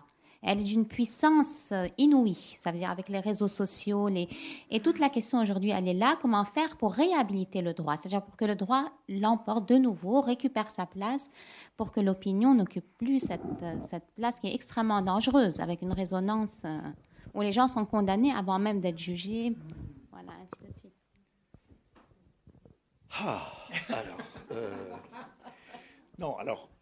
Je serais assez d'accord avec vous, et encore une fois, cela ne concerne pas du tout que la famille. Hein. Je lisais de nouveau j'apprenais plutôt, parce que c'était une émission de radio. On a quand même encore une émission de service public, notre radio belge francophone. Nous venons d'apprendre que la Commission européenne, quand elle interdisait à tous ces fabricants de pesticides, de toutes sortes de crasses que l'on met dans nos champs, d'encore les utiliser, eh bien, a en contrepartie permis à ces firmes de les exporter dans les pays pauvres. Et donc a interdit leur utilisation sur le sol européen et en compensation leur a permis de les exporter. Alors, quand on découvre ça, il faut dire que la personne qui venait parler de ça, elle tombait elle-même, le journaliste tombait lui-même de sa chaise. Hein. Bon, mais alors ça, c'est exactement ce que vous pointez, c'est-à-dire que, mais en même temps, c'est ça la démocratie. Donc, ne crachons pas non plus sur ce que est notre système. On a tellement souvent dit, c'est Churchill, hein, que c'est le moindre des mots, la démocratie. Donc, quand on voit ce qui se passe en dehors de chez nous, préservons-la. Alors, il y a tellement l'objet, les hommes politiques et les femmes politiques font tellement l'objet de pressions de toutes sortes, que ce soit les lobbies, que ce soit les réseaux sociaux, que ce soit les menaces, que ce soit que ça doit être extrêmement difficile aujourd'hui de parvenir, mais de nouveau, c'est une question de structure psychique générale, de parvenir à se replacer dans une position de surplomb, n'est-ce pas? Donc, ils sont eux-mêmes pris dans une logique qui est celle de leur réélection, celle de leur soumission aux pressions qu'ils subissent. Donc, alors, quelle est la solution? Au niveau mondial, on a échoué. Hein. L'ONU, malheureusement, aujourd'hui, est en déshérence. On n'a pas su empêcher cette guerre horrible, et on ne sait pas empêcher une guerre horrible au Soudan. On ne sait pas empêcher, on ne sait plus s'entendre au niveau mondial. Ce droit de veto des grandes puissances à l'ONU, c'est une catastrophe totale avec le recul aujourd'hui. Mais donc, là, il y a une menace véritablement sur notre ordre mondial. Mais donc, moi, je pense qu'il n'y a qu'une seule réponse à cela, c'est le courage. C'est le courage. Et d'une certaine façon, nous savions que nous prenions un petit risque en parlant comme on l'a fait dans notre ouvrage. Je remercie d'ailleurs la maison d'édition RS qui nous a ouvert ses portes sans la moindre hésitation. Mais je pense qu'il n'y a qu'une seule réponse pour chacun d'entre nous dans notre vie de tous les jours, c'est le courage. Le courage de dire, écoutez, non, à certains moments, il faut pouvoir être capable de se préoccuper de l'intérêt général et de ne pas céder à des pressions qui émanent de ces revendications individuelles. Donc le courage à tous les niveaux, que ce soit dans l'éducation de l'enfant, que ce soit à l'école, que ce soit dans le courage. Mais je n'ai pas beaucoup avec ça, on n'est pas peut-être très avancé, mais c'est ce que nous essayons d'adopter, nous, dans notre... Et ce que j'ai essayé de faire avec mes étudiants, c'est-à-dire je ne les contraignais pas à penser autrement, mais j'essayais de leur dire il y a quand même une difficulté dans la façon dont on pense aujourd'hui. Et pour rebondir, si vous permettez, sur cette notion de comment le droit peut-il encore avoir une valeur et un sens, et du courage, et merci d'avoir employé ce mot, je pense qu'il y a quand même des personnes dans le droit. Alors, je ne vais pas parler de ceux qui font les lois, puisque ça, c'est ce que tu dis, les politiques, bon, je ne veux pas lancer là-dedans.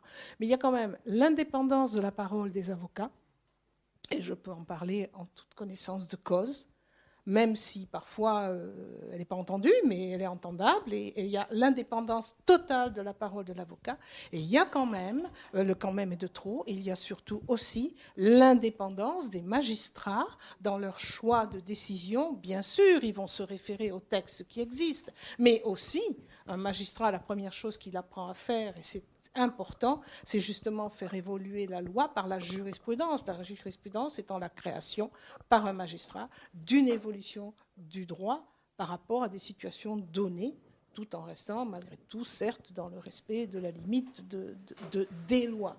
Mais je crois que ces professions, alors elles sont extrêmement...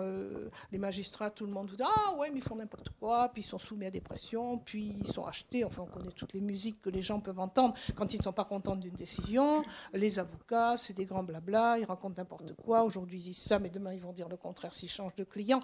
C'est faux. On a quand même, par rapport au droit, si on peut considérer que le droit a encore un pouvoir, parce que c'est ça aussi la question. Est-ce que le droit a encore un pouvoir de pouvoir bouger des choses, et pas uniquement dans la famille, mais comme vous le disiez, au niveau mondial? Ben, c'est vrai que là, on peut se demander le droit, ce qu'on en fait. Voilà, moi je voulais quand même juste ajouter ça. Et je merci. continue. Non, merci beaucoup de ce que vous dites là. Je voudrais revenir simplement sur la question de l'opinion, parce que merci aussi à Jean-Louis de ramener la question du courage, c'est tout à fait pertinent. Dans le livre précédent qui a été fait avec Alain Herali, que tu connais aussi, il parle d'une société de la déflexion. Et je trouve ça très très juste. Il remarque simplement que les gens qui sont à des postes, peu importe que ce soit un instituteur, n'importe, les gens-là ont tendance aujourd'hui à ne plus oser prendre sur eux de venir dire quelque chose qui soit non, éventuellement. Bon.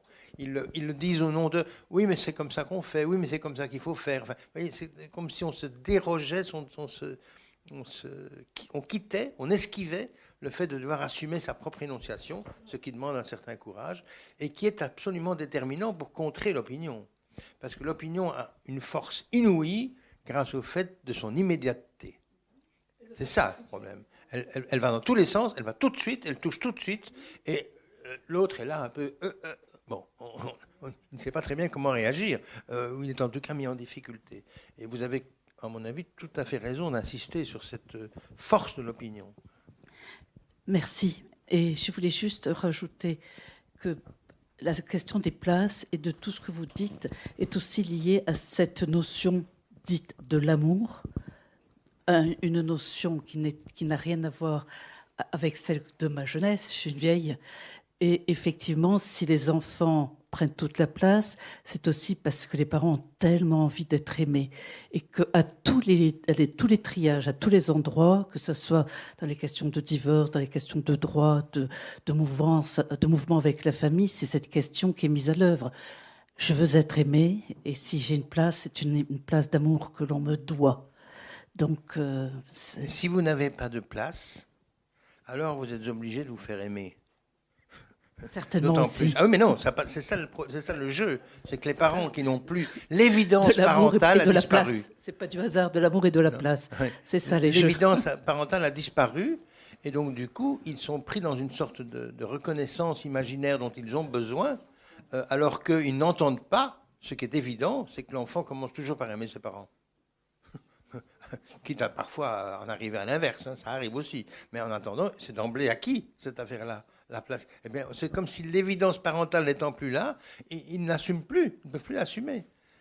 Et avec du coup des effets aussi de manque de courage, d'immédiateté, de l'opinion dans laquelle ils sont pris. Ben, on est là sur des choses extrêmement sensibles et qui, effectivement, aboutissent à ce qu'on n'entend plus que l'amour des parents, c'est fondamental. Et l'amour des enfants, tout ça, c'est très pertinent. Ça reste. J'aimerais savoir quel est votre regard sur ce qu'on peut qualifier d'épidémie de tous ces enfants et adolescents qui veulent changer de sexe. Mais écoutez, il y a un chapitre entier du livre qui est là-dessus.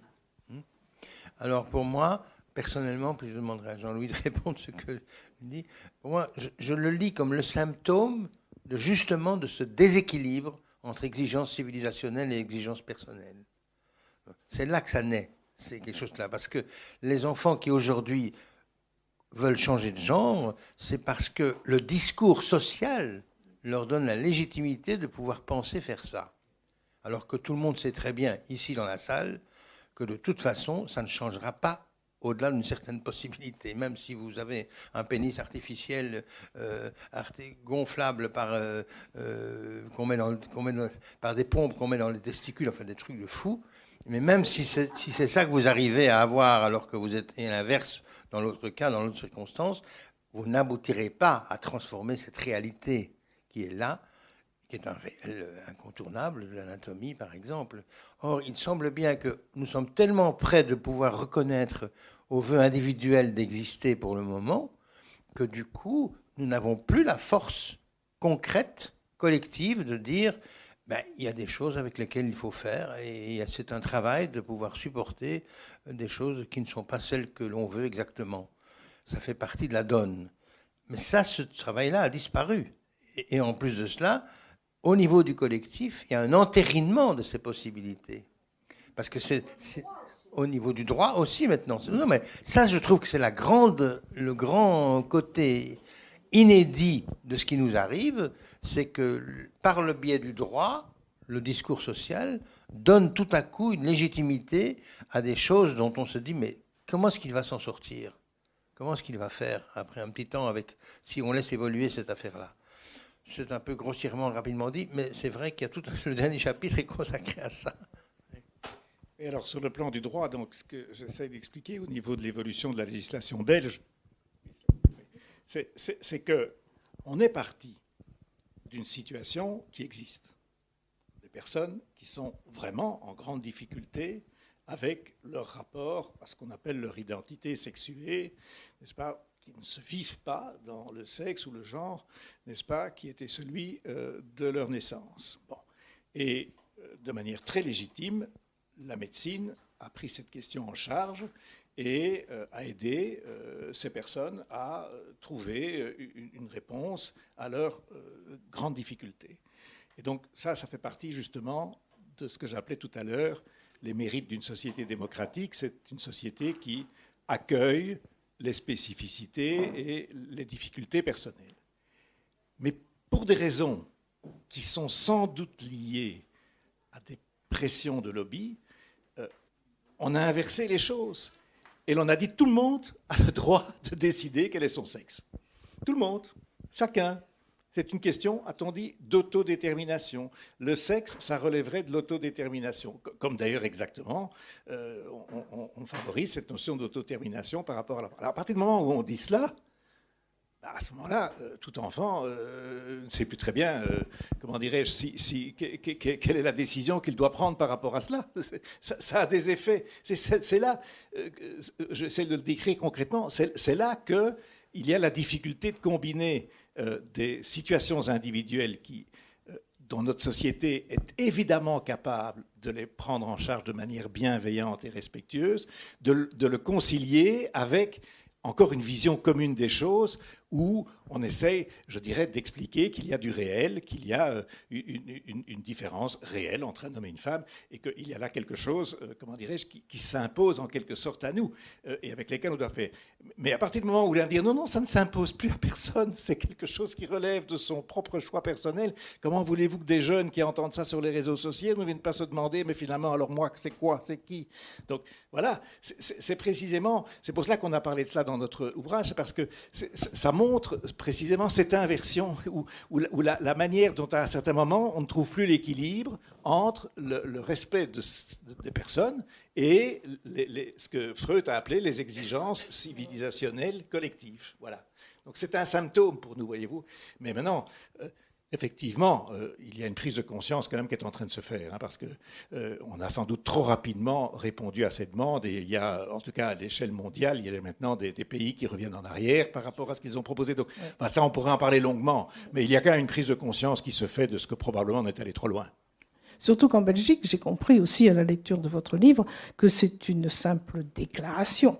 Alors qu'en France, on a beaucoup évolué. Moi, j'ai connu le transsexualisme depuis 1900, on appelait ça à l'époque que transsexualisme, avant de passer à transgenre et choix, etc. Depuis 1982, la population des personnes qui venaient dans une très grande souffrance, et vous l'avez souligné tout à fait, pour demander des changements de sexe, c'était des gens qui avaient 40, 50 ans, même 60 ans, qui avaient essayer de rentrer dans une vie quotidienne cohérente selon la société, puisque là, ils étaient abominablement rejetés, même traités de malades mentaux, hein, puisque c'était encore inscrit dans les répertoires psychiatrie. Et donc, ces gens-là, quand ils arrivaient au bout de ce chemin, après souvent d'ailleurs avoir fait une vie commune, même eu des enfants, etc., le mariage et tout ce que vous voulez, eh bien, ils n'en pouvaient plus, et là, arrivé à un certain moment, il disait non, il faut. Donc, et au début, bien sûr, les juridictions, je vais faire très rapide, exigeaient toutes les médicamentations, opérations, tout ce que vous voulez. Cette évolution est partie avec une diminution des exigences, j'allais dire, chirurgicales et médicales. Et j'ai vu encore récemment, puisque depuis 5 ou 6 ans, on le voit, en effet, à la fois par la libéralisation de la loi de 2016, en sachant quand même qu'en France, il faut un jugement. Il faut encore un jugement, mais un jugement qui n'est basé, qui interdit qu'on le juge ait un quelconque regard sur des aspects au niveau de traitements médicaux, de quelque ordre qu'il soit, et qui se base sur l'apparence, c'est-à-dire que de la simple déclaration, le juge, ici en France, va demander que les personnes aient un comportement dans le genre, dans le sexe, qu'ils considèrent être le leur, avec peut-être une temporalité dans cette appropriation de ce sexe-là. Et j'ai vu, et je vois encore, on a commencé à travailler ici à l'hôpital de Rangueil avec les pédopsychiatres de l'hôpital des enfants, parce qu'en effet, de plus en plus de jeunes expriment cette perception. Alors c'est un bien, parce que ils se permettent de faire comprendre leur mal-être au niveau de leur sexualité. Mais est-ce que le changement de genre est la solution ? Parce que c'est en effet le problème. Et à partir du moment où, quand même, on va intervenir sur le plan médical, fût-ce par des blocages d'hormones ou autres, on va participer à une... je dirais pas, le mot aggravation paraît très, très critiquable, à l'évolution du phénomène. Mais quand même, dans tous les milieux, quand les gens sont encore suivis dans l'hôpital des enfants ou à l'hôpital de Rangueil, avec des psychiatres, avec des personnes qui les aident à avancer, c'est bien. Mais aujourd'hui, il n'y a même plus cette obligation, parce que n'importe qui va se comporter comme un homme, habillé socialement, se faire reconnaître, etc., alors qu'il est une femme ou l'inverse, n'a même pas besoin d'avoir un suivi médical ni psychologique pour être aidé. Et je crois que là, alors je ne sais pas si c'est à la suite de lobby ou si c'est dans une prise en compte de cette imprécision de la personnalité pour les gens eux-mêmes, qu'eux, ils vivent comme étant une certitude, hein, aussi. Ça, c'est assez important de voir... Tout à fait. Et alors, c'est vrai que là, on a encore une problématique, et je ne sais pas du tout, enfin si, on sait, puisqu'il y a des décisions, on connaît la musique, un monsieur qui est devenu une femme juridiquement, puis qui a fait un enfant à sa femme avec la vitre, et qui est devenu une mère juridique d'un enfant dont il est le père biologique. Ben oui, mais c'est ce qui se passe. Alors, est-ce qu'il faut... Là, on en revient toujours à la question que vous évoquez de manière générale, comment accompagner, comment faire évoluer ces paramètres aujourd'hui, pas seulement celui du sexe, je veux dire ces paramètres où on a des évolutions que la loi va finir par absorber, j'allais dire presque ce mot-là, vous voyez, par rapport à quelque chose qui va permettre quand même aux gens de se reconstruire ou d'avancer différemment. Vous voyez, vous évoquez là, prenons l'exemple tout simple aujourd'hui en France, puisque suite à l'intervention de M. Blanquer lui-même, les écoles sont mises en demeure de prendre en compte la façon dont l'enfant se prénomme, selon son vœu à lui. Comment ne pas s'apercevoir que c'est une ineptie que de penser qu'un enfant a le droit immédiatement d'obtenir satisfaction de ce qu'il a. Bon. Ça n'est absolument pas l'aider au niveau psychique, simplement, de devoir faire face à une difficulté qui peut être la sienne et qui est certainement tout à fait à appréhender avec le plus de justesse possible, bien sûr. Mais le principe même de dire, voilà, l'école est obligée de se soumettre à ce que l'enfant veut, comment intégrez-vous ça dans l'idée d'une perspective où l'enfant doit subir une série de limites avec lesquelles il faut qu'il fasse et qu'il appréhende petit à petit, etc. Ben là, on a tout à fait l'inverse, évidemment, un exemple de ce côté-là. Et il n'y a rien qui garantit que l'enfant, d'ailleurs, n'est pas en train d'utiliser cette voie-là uniquement, même pas pour dire sa véritable angoisse ou souffrance personnelle, mais simplement parce qu'il est dans la position de pouvoir tout à coup jouir de cette place de toute puissance qu'il occupe, parce qu'il est capable de faire bouger l'édifice scolaire, quoi. C'est tout à fait des choses très simples, paradoxalement, mais qui, du coup, d'être prises dans l'enceinte et dans le juridisme que cela entraîne, viennent vachement nous interroger. Hein. Et en même temps, on lui dit qu'il est obligé d'être à l'école. Oui. Mais en même temps, le décrochage scolaire existe de plus en plus. On les entend aussi dans cette affaire. Et le décrochage scolaire n'est pas une contestation de l'école. Hein. Les gens qui décrochent scolairement, ils se sentent simplement le droit de dire la scolarité, moi, j'en ai rien à cirer. C'est ça qui fonctionne. C'est très différent que d'un véritable décrochage au sens d'une contestation de ce qu'il y a à l'école. D'autres questions? Nous avons encore un petit moment, même un bon moment. Ne me dites pas que cela ne vous fait pas réfléchir. Par rapport à la question précédente, c'est-à-dire que c'est le statut de mineur qui est remis en question. Je pense que c'est Hannah Arendt qui a parlé dans un livre. C'est le statut de mineur qui est remis en question, parce que s'il s'appelle mineur, c'est pour le protéger de décisions radicales. Et là, sous prétexte de lui donner la voix, c'est son statut qui est menacé. J'ai une fois entendu une psychanalyste qui a choisi la voie liberticide qui dit « il faut écouter l'enfant ». Et j'avais répondu « non, justement, il ne faut pas l'écouter. C'est confondre caprice et désir ». Oui, alors là, bien sûr, comment dirais-je, tout est de nouveau une question d'équilibre. Exactement, pour ça, cette phrase de Freud, c'est évidemment Jean-Pierre qui en est responsable. Je n'ai pas lu Malaise dans la civilisation, mais cette phrase m'a évidemment marqué. J'ai dit à Jean-Pierre, mais oui, effectivement, c'est tout à fait ce qu'on essaye l'un comme l'autre de dire. Bon, écouter l'enfant, cela, ça me paraît indispensable. Un enfant, d'emblée, doit pouvoir être respecté, et l'écouter, c'est parvenir à entendre ce qu'il vit. Hein, c'est pas nécessairement lui dire « c'est toi qui décides ». Et c'est ça le rôle de parents, le rôle des éducateurs, le rôle des psys, c'est d'entendre ce qu'il vit, ce qu'il a le droit de ressentir, ce qu'il a... Bon, donc ça, c'est fondamental, à mes yeux. Mais hop, on passe à « c'est lui qui décide ». Alors là, évidemment, c'est ça que j'appelle l'inversion. Hein. C'est-à-dire que tout d'un coup, il y a un saut, enfin, j'allais dire qualitatif, mais il n'est pas qualitatif du tout, mais un saut par lequel on vient dire, mais à partir du moment où il parle, il a le droit de parler, eh bien c'est sa parole qui va faire la loi. Alors là, ben, à ce moment-là, effectivement, Alors ça, c'est un autre sujet de préoccupation. Là, je reconnais bien volontiers que je suis moi-même en difficulté. Je participe actuellement à un séminaire en Belgique avec des professeurs de droit parce que l'université, assez paradoxalement, porte tout ce nouveau discours. Hein. C'est très curieux, alors que l'université était le lieu de l'universel et du collectif. Elle porte ses revendications individuelles. Et avec mes collègues, j'étais quand même un peu stupéfait d'entendre une de mes collègues, pour laquelle j'ai d'ailleurs beaucoup de respect, mais qui nous dit, mais Jean-Louis, maintenant, l'enfant est l'acteur de son éducation. Alors je lui dis, mais attends, oui, donc il faut inverser, c'est vraiment cette mot d'inversion, il faut inverser la proposition, on a déclaré l'enfant incapable, non, il faut le déclarer capable. Et lorsque on se rend compte que la décision qu'il prend ou l'acte juridique qu'il va poser, effectivement, pourrait lui causer préjudice, alors il faut introduire une possibilité d'annulation. Mais il faut inverser le principe.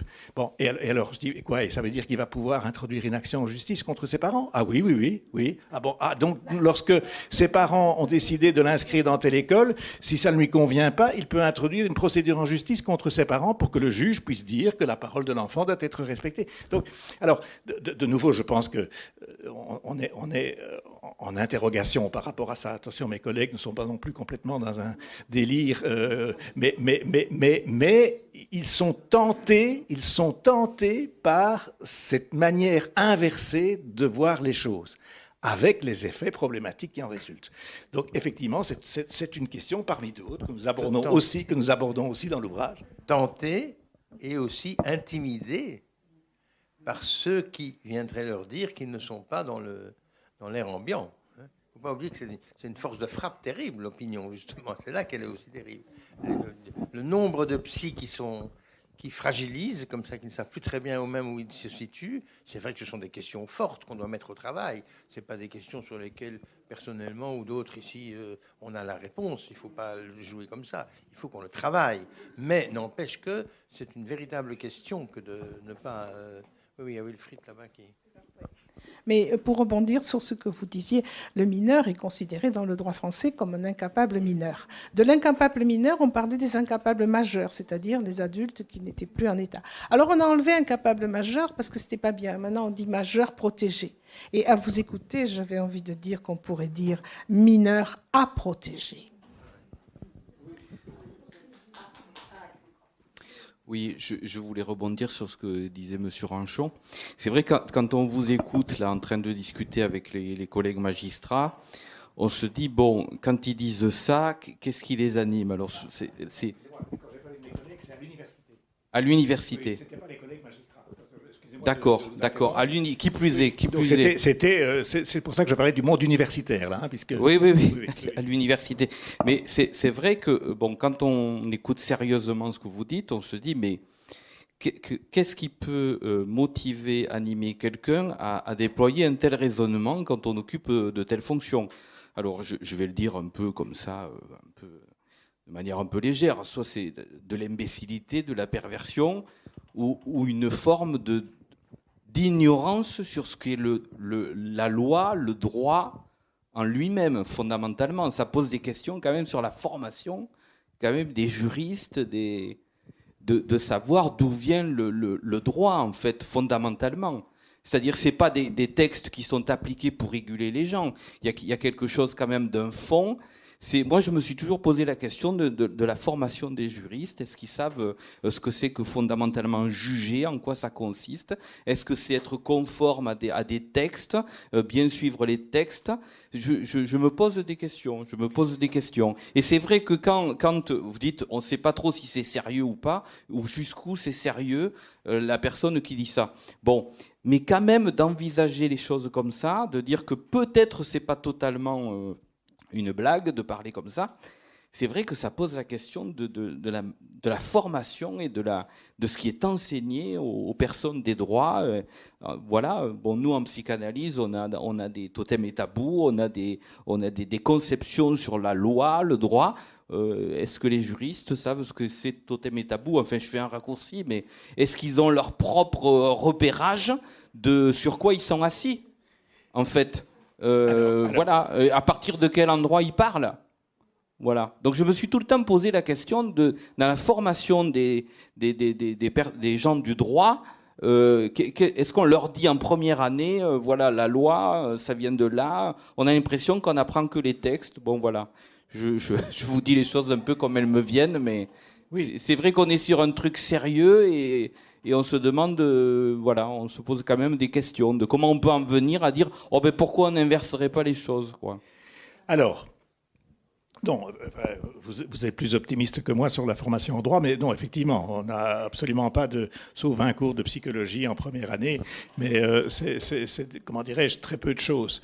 Mais, alors, ce qui se passe à mes yeux, et encore une fois, c'est ce qui a fondé notre démocratie. C'est une espèce de foi. Parce que je ne les qualifierais pas de pervers quand même, hein, heureusement. C'est une espèce de foi, mais qui peut-être n'est pas très différente d'une religion, hein, une espèce de foi dans les capacités d'émancipation de l'être humain. C'est comme si c'était dorénavant la libération de tout ce qui auparavant venait empêcher d'être soi-même, qui devenait le référent du langage juridique et de la formulation des règles de droit. Et il y a quelque chose qui fonde en droit ce discours, c'est évidemment ce qu'on appelle aujourd'hui les droits humains, c'est-à-dire toutes les conventions internationales, n'est-ce pas, qui, à la sortie de la Seconde Guerre mondiale, compte tenu des horreurs du régime hitlérien, a mis en évidence la nécessité de protéger les droits individuels, les droits, ce qu'on appelle aujourd'hui les droits humains. On appelait les droits de l'homme, puis c'est devenu les droits fondamentaux, puis maintenant on les appelle les droits humains, n'est-ce pas? Bon, et donc cette référence, tous ces jeunes professeurs, parce qu'ils sont évidemment beaucoup plus jeunes que moi, tous ces jeunes professeurs ont baigné dans des cours de droit, et ils se sont multipliés sur les droits humains, sur les droits individuels. Et donc, c'est cela, d'une certaine façon, qui est devenu le référent, je dirais, de la plupart des juristes et sur toute la formation en droit. Et vous avez parfaitement raison. Là, dans ce type de perspective-là, le rôle qui était celui du droit, quand moi j'étais étudiant, mes professeurs m'enseignaient que le rôle du droit était d'assurer le bien commun. Eh bien, aujourd'hui, on enseigne aux étudiants que le rôle du droit, c'est d'assurer le respect des droits individuels. Voilà. C'est ça l'inversion. C'est ça l'inversion. C'est ça l'inversion. Et c'est pour ça que je dis que je vis dans un autre monde, parce que voilà. Mais rassurez-vous, on a quand même une assise. On a beaucoup de codes qui sont très épais d'ailleurs, sur lesquels on peut faire des véritables. Mais ce qui est certain, c'est que quand on vous il y a deux niveaux. On apprend le droit à la faculté de droit, que ce soit en Belgique ou ici, avec les belles facultés de droit de Toulouse, qui est quand même aussi très réputée. Je le dis parce que c'est un plaisir de le dire en tant que Toulousain. On apprend le droit. Et après, en fonction de là où vous allez exercer ce que vous avez appris, vous allez apprendre à utiliser le droit dans d'autres domaines. Par exemple, si vous voulez être magistrat, il y a 3 ans à l'école de la magistrature, où on vous apprend à exercer ce droit dans la fonction de magistrat. Si vous êtes avocat, pareil, école où on vous apprend à exercer, notaire, idem, expert. C'est-à-dire après, à partir de ce droit basique, je dis basique dans le sens noble du terme, la base du droit, vous avez des pratiques. Et c'est peut-être à ce moment-là, dans la façon dont on va vous apprendre à vous en servir, qu'on va titiller votre propre personnalité. Et vous allez avoir, moi je sais que j'interviens à l'école de la magistrature, à la fin de l'année pour leur aller les sensibiliser à la médiation, avec d'autres médiateurs, d'où on parlait de la médiation. Excusez-moi. Et ces magistrats, ils comprennent pas l'intérêt de la médiation. Enfin, ils comprennent intellectuellement l'intérêt de la médiation, mais ils sont quand même là pour juger. Et ils sortent de là dans le moule qu'il faut juger, ce qui est normal. Et quand ils sont en fonction, ils se rendent compte que juger, il peut peut-être y avoir d'autres modalités pour que les gens soient moins mal. Non pas par rapport à leur jugement, mais par rapport à ce qu'ils vivent. Et je trouve que Non, j'en prie. La question posée là par Wilfried de Gontran me semble aller quand même encore plus loin. C'est une question sur l'anthropologie du droit, finalement. Qu'est-ce que ça, ou sur l'épistémologie du droit. Je ne sais pas si ça existe, hein, parce que c'est vraiment ça qui est important. Et c'est là-dessus que je trouve que l'analyse, pour moi, de la place que j'occupe peut être extrêmement contributive à venir rappeler quels sont les irréductibles de l'esprit humain avec lequel on ne peut pas faire n'importe quoi. Il n'est pas libre autant qu'il le voudrait.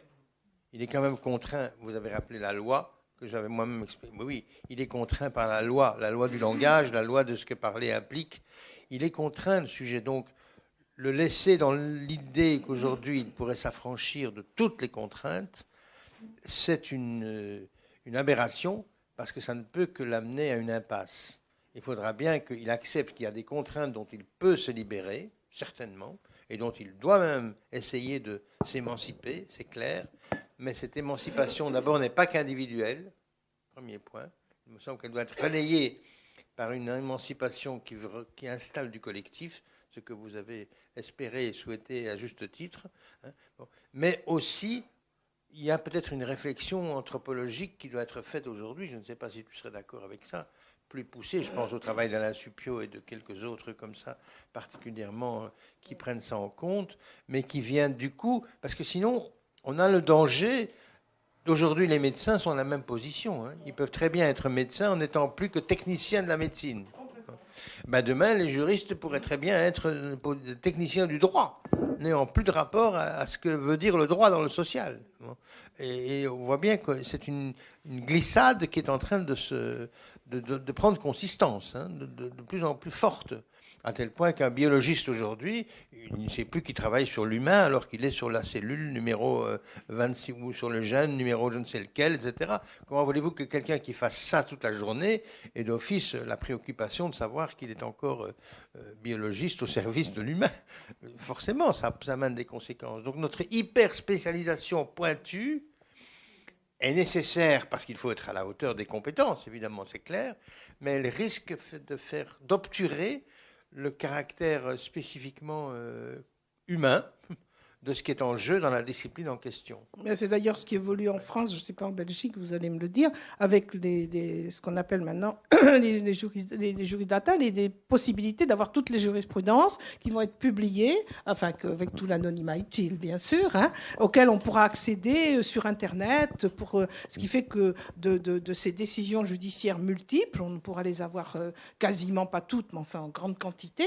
Et à partir de là, moi je me dis toujours, mais c'est très bien tout ça, mais qu'est-ce que ces jurisprudences, elles sont d'abord venues d'individualités qui les ont faites. Et si on commence à uniquement s'aligner sur ça, même si on sait que la jurisprudence, on s'en sert à ce niveau-là, où on va avoir quelque chose de personnel dans une décision de justice et même dans des conclusions d'avocats.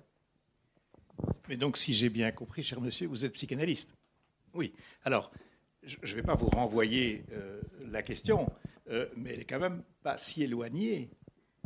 Qu'est-ce qui explique que la psychanalyse est à ce point récusée aujourd'hui ?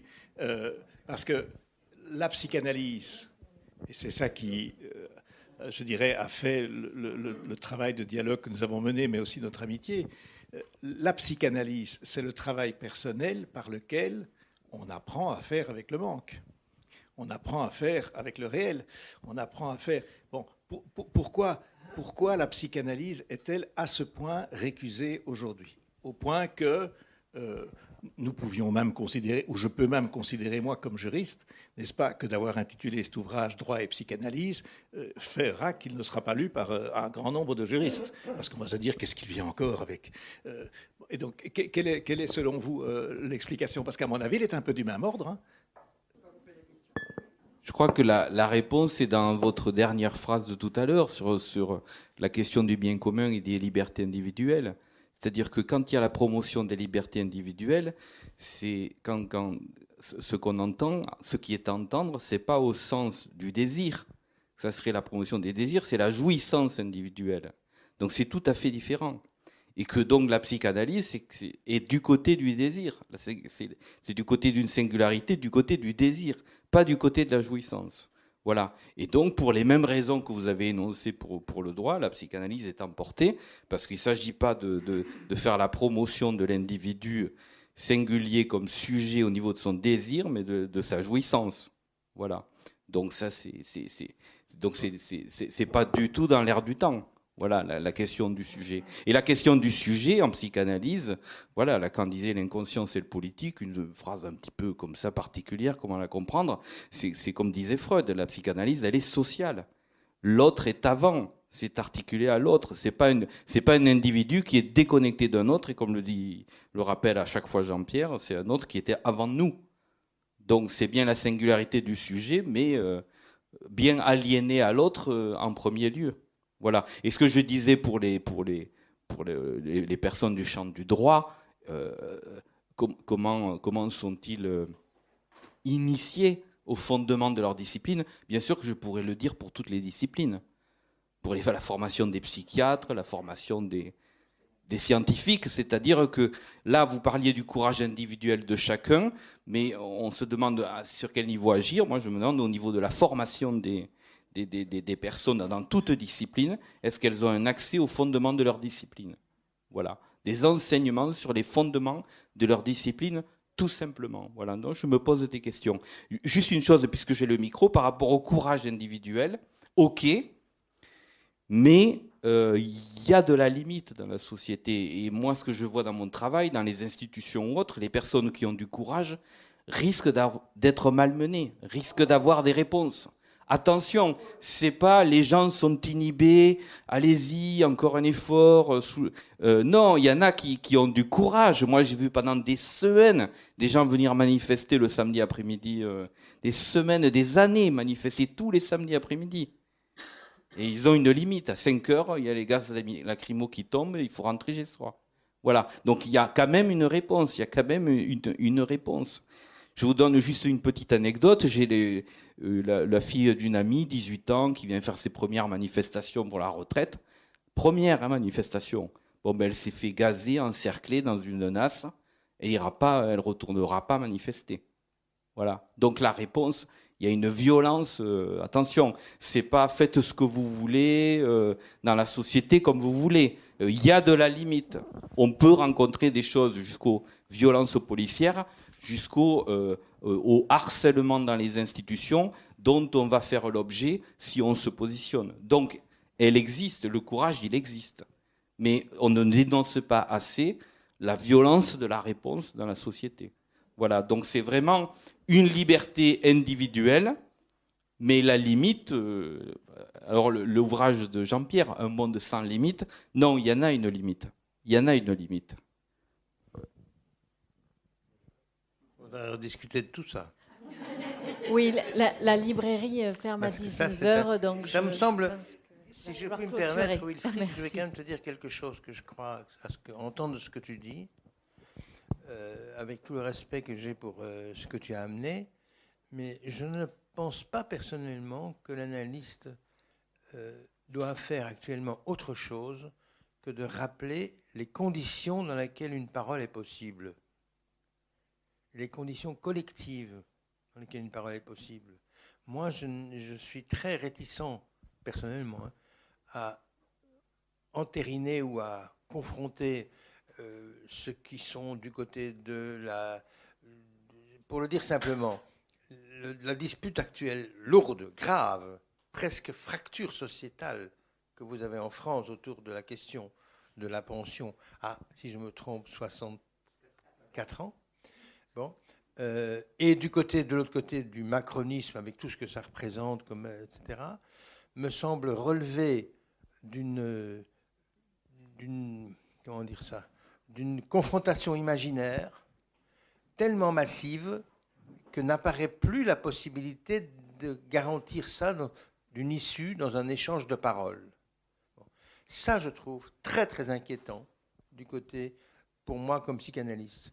Et je n'ai pas envie ni de soutenir ceux qui manifestent, ni de soutenir ceux qui macronisent et qui ont la... J'ai envie de dire, mais est-ce que vous vous rendez compte que le climat actuel dans lequel vous êtes est un climat qui ne permet plus à la parole de se oui, je pense qu'il faut de tenir sa place et de nous aider, parce que c'est à ça qu'elle doit servir la parole, de nous aider à trouver justement une articulation entre le commun, le singulier, l'équilibre, tout ça. Donc je suis un peu embarrassé de t'entendre dire ce que tu dis, ou alors je me trompe tout à fait dans ce que j'ai compris, hein, c'est possible aussi. Mais oui, non, mais c'est parce qu'aujourd'hui c'est comme si nous venons de Belgique, hein, alors on peut se permettre de dire, vous savez, 64 ans chez nous c'est 67. Bon, à Copenhague, au Danemark, c'est 70. Attendez, est-ce que vous n'êtes pas encore aperçu qu'il y avait un problème quand même qui était à prendre en compte là? De l'autre côté, on a envie de dire, et vous croyez qu'à passer en force, ça va régler tout comme ça? Bon, vous voyez, il y a vraiment une double... On a envie de dire, mais attendez, les deux côtés, vous n'entendez plus que vous participez à la même vie collective, hein, et vous ne vous donnez plus les moyens d'y arriver à trouver une solution et un nouvel équilibre à ça. Moi, ça, c'est la place que je prendrais comme analyste, non pas de soutenir ceux qui sont dans la rue, non pas de soutenir ceux qui sont au pouvoir, mais de dire notre seule possibilité de nous en sortir, c'est en donnant à la parole le statut qu'elle mérite. Et à nous engager au travers de ça, pour chacun tenir sa place avec probablement des considérations. Les Français, vous avez drôle, parce qu'en Belgique, il y a une chose que les politiques... Il y a plein de choses où on est à côté. Hein. Pour moi, j'en fais pas du tout une... Mais par contre, il y a une chose que tous les politiciens, toutes les Belges qui s'engagent en politique, savent qu'ils devront faire des compromis. Eh bien, en France, c'est pas sûr. Bon, mais écoutez, je crois qu'il faut qu'on arrête cette séance. Je vous remercie d'avoir écouté les paroles qui ont été données et merci de votre présence. L'ouvrage de Jean-Pierre Lebrun et de Jean-Louis Ranchon, Où va la famille, droit et psychanalyse, est publié aux éditions RS. Vous venez d'écouter une rencontre enregistrée à la librairie Ombre Blanche le 10 juin 2023, réalisée par Radio Radio avec Radio Radio Plus et Radio Terre.